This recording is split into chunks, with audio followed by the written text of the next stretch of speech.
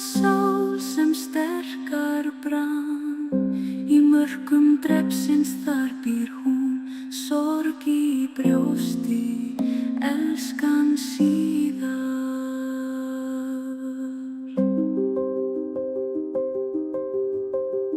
Hann stóð þar með þruma í hendi, hjarta hans brann ekki sem fyrr.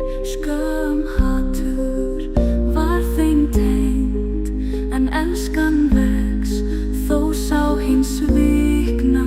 Saman berjast þeir fyrir heiminn, hergangur og djúpir